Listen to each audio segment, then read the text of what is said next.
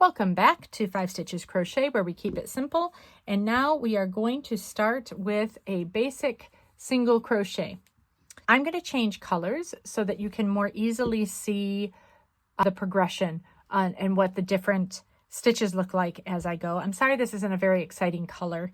I thought it would probably be easier to see these two colors on the blue background, and that's why I chose these. I hope that they're good visual representations. I have, as per the last video where I showed you how to do a chain, I have 10 chains on this chain, and of course you can count them by counting the loops. 1, 2, 3, 4, 5, 6, 7, 8, 9, and 10. When we are going to start a new row, so I tied this color on. Very simple tie-on. There are all sorts of people are going to tell you that there's all sorts of ways to tie on colors, and there are. Some are better than others. I'm just doing the plain old traditional way where I just tied a knot, tied one around the other, right, and brought that up the side. And then once you've tied this on, you can just cut that white. You want to be very careful when you're changing colors to never cut too close to the knot, not only because it'll come undone, but because you want to weave these ends in. I'll show you how to do that at another time. For now, we're just going to keep going with the color changing process. I'm going to keep it simple. When you go up a row, the first thing you need to do is create the height of the next row. For a single crochet, which is what I'm going to teach you now, that height is simply 1 chain. So I'm going to add another chain, but that chain's not part of this chain. That chain is part of my next row. The best way to color change would have been for me to color change at the stitch beforehand, but we're not going to be picky about that right now. So we have our chain. Then we did 1 extra chain to create height, and we turn it around in a pattern that was going to show up as chain 1, CH1, turn. We're going to turn this around, and now we are on the next row. Don't count this one. This one's just giving us a little bit of height. To do our single crochet, we are going to take this hook and we're going to stick it into our loop, into the chain, underneath that top loop. Now, the anatomy of this chain is that we have, once we've turned it, we have our top loop, we have our bottom loop, and back, if you turn it around to the back, you'll see it looks like this. These here are called back bumps. So we have our chain that we made with the initial 10. I made an extra chain just for height.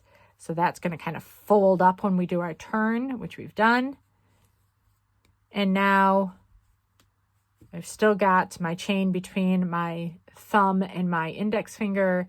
I have the yarn coming from the ball over here between my index and my middle finger. And then I'm going to take the hook and I'm going to stick it under that first loop. If the pattern doesn't say otherwise, just use that first loop, the top loop of the chain that we're going to go through. Now remember, you're not going through this chain. That chain is the one that we just created for height. Skip that one. We're going through that second chain from your hook. We're going to wrap the yarn around. So now we have 1, 2, 3 rings of yarn, loops of yarn on the hook. We're going to hook under that.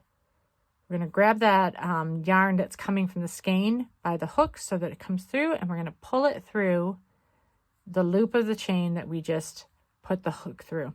So now we have 2 loops on, the loop that came from that initial starting chain that we just did, the loop that we just pulled through our foundational chain, our starting chain. We'll wrap again one more time, and you notice this time I am coming from the top, not the bottom. I think it just feels easier to me that way. I have the yarn between my index and my middle finger, holding on to the chain between my thumb and my index. I grab the yarn with my hook, and now I pull it through those 2 loops that were on my hook, and that gives us our first single crochet. It's not very visible right now, so I'm going to keep going and show you it again. I'm going to keep going all the way across. I will do 10 single crochets. into my starting chain. So again, I've got one loop on my hook that's coming off of that first single crochet. I'm going to stick my hook into the chain right under the top loop. I'm going to either wrap this thread over or just hook it coming through. You'll notice I just kind of wiggle mine through that chain. And now I have 2 loops on the hook. Wrap around again and pull that yarn through those 2 loops. Now I have 1, 2 single crochets. Let's do it again. I have 1 loop on. I stick my hook under that first loop of a chain. I wrap around and pull it through. So now I have 2 loops on my hook. I wrap around and I pull through both of those loops. 1, 2, 3 single crochets. Let's do it again. I put my hook through the chain underneath that first loop, that top loop.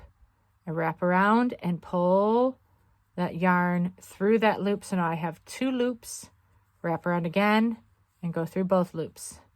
I'm going to do that all the way across.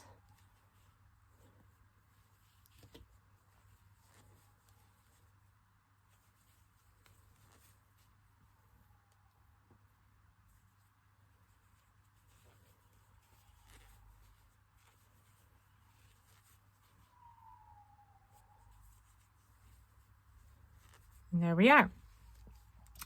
So your single crochets on the front and back, they look different.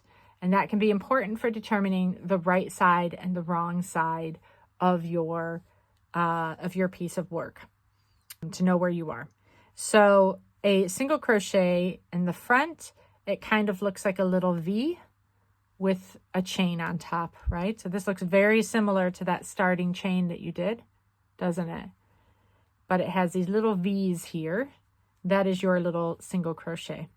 On the back, they look like pi signs from math, right?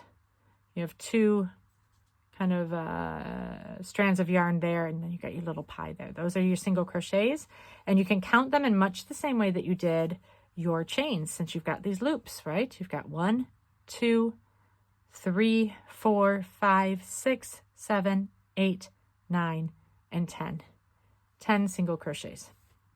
And that, my friends, is how you do a single crochet in a pattern. This will look like SC in US